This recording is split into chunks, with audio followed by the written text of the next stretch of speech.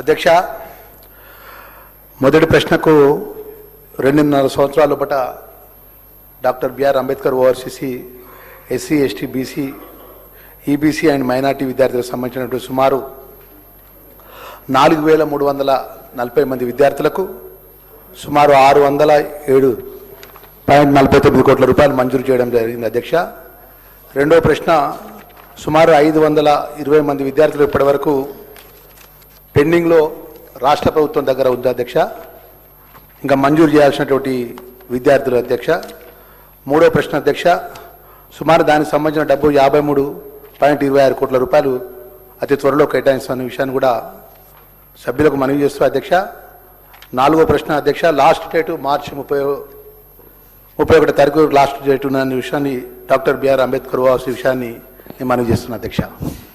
శ్రీ కూనమనేని సాంబశివరావు గారు. Thank you sir.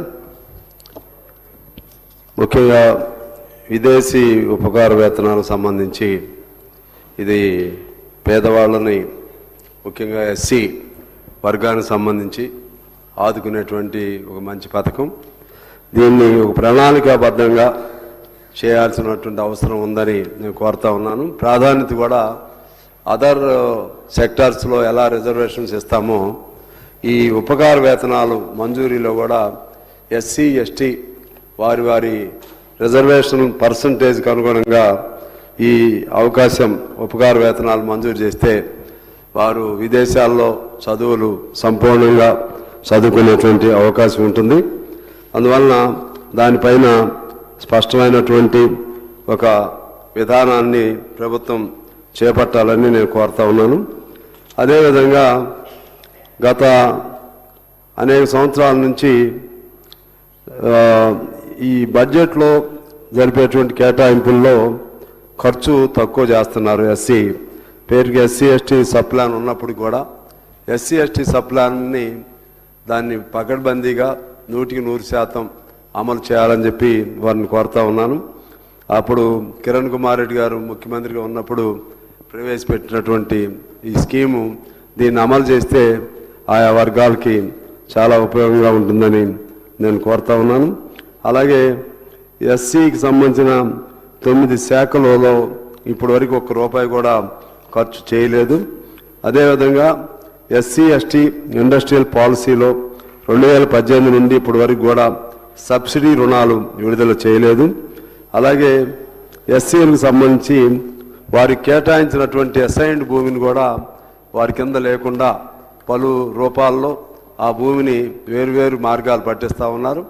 అది నేను బడ్జెట్లో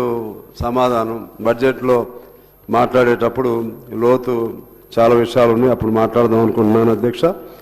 అదేవిధంగా కోనేరు రంగారావు గారి సిఫార్సుని అమలు చేయటం అనేది అప్పుడు ప్రభుత్వమే రాజశేఖర రెడ్డి గారి కాలంలో కోనేరు రంగారావు గారి కమిటీని వేయటం జరిగింది. ఆ సిఫార్సులను కూడా అమలు చేయట్లేదు. దానివైపు కూడా ఆ సిఫార్సుని అమలు చేస్తున్నారా లేకపోతే దాన్ని ప్రక్కన పెట్టారా మంత్రి గారు చెప్పాలని కోరుతున్నాను. అదేవిధంగా మాదిగ వర్గాల కోసం వేరువేరు కార్పొరేషన్లు ఏర్పాటు చేస్తామని చెప్పి ఇంతకుముందు చెప్పారు. దానికి సంబంధించి కూడా ఇంతవరకు ఎటువంటి విధి విధానాలు కూడా లేవు. దానిపైన కూడా మంత్రి గారు సమాధానం చెప్పాలి. అదేవిధంగా ఇంతకుముందు లిట్కో ఉండేది ఎస్సీ ఎస్టీల కొరకు, అది ఇప్పుడు ఫంక్షనింగ్లో లేదు. మరలా దాన్ని ఓపెన్ చేస్తారా లేదా అనేది కూడా చెప్పాలి. అలాగే ఎస్సీ పిల్లలకు సంబంధించినటువంటి హాస్టల్స్ మెరుగుదల కోసం ఏమి చర్యలు తీసుకుంటున్నారు దానిపైన కూడా ఇప్పటికిప్పుడు కాకపోయినా తర్వాత అయినా సరే మీరు అధ్యయనం చేసి మాకు సమాధానం ఇస్తే బాగుంటుంది.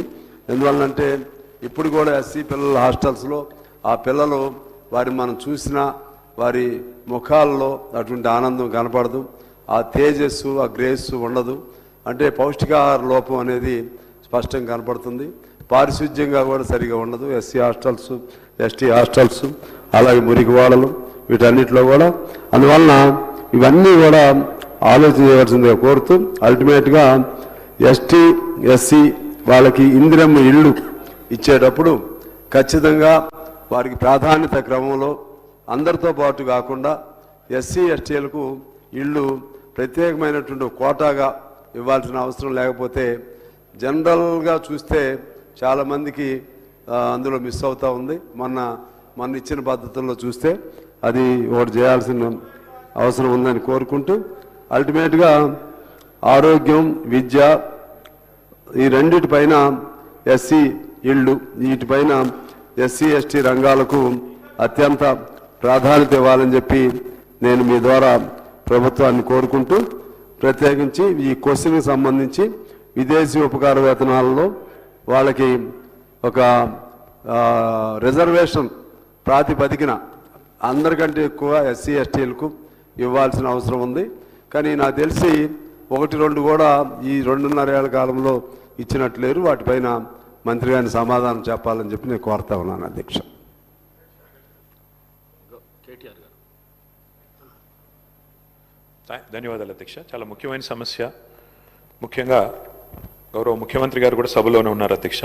అందుకే వారి దృష్టికి తీసుకొని రావాలన్న ఉద్దేశంతోనే ప్రత్యేకంగా తమని టైం అడిగాను అధ్యక్ష. పెద్దలు కేసీఆర్ గారి నాయకత్వంలో ఆనాడు 10 ఏళ్ల కాలంలో 9.5 ఏళ్ల కాలంలో 7,000 మంది విద్యార్థులకి వివిధ రూపాల్లో విదేశీ విద్య కోసం అవకాశం ప్రభుత్వం కల్పించింది అధ్యక్ష. అందులో మహాత్మా జ్యోతిబా ఫూలే స్కీమ్ కింద, అట్లాగే డాక్టర్ అంబేద్కర్ ఓవర్సీస్ స్కాలర్షిప్ కింద, మౌలానా అబుల్ కలాం ఆజాద్ వారి పేరు మీద, అట్లాగే వివేకానంద గారి పేరు మీద, స్వామి వివేకానంద గారి పేరు మీద బ్రాహ్మణుల్లో ఉండే పేదలకు కూడా అవకాశం 7,000 మంది విద్యార్థులకి 20 లక్షల రూపాయల చొప్పున అవకాశం కల్పించింది అధ్యక్ష.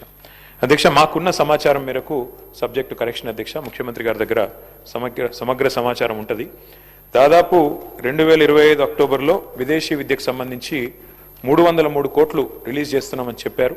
కానీ ఇంతవరకు డబ్బులు రిలీజ్ కాలేదు అధ్యక్ష.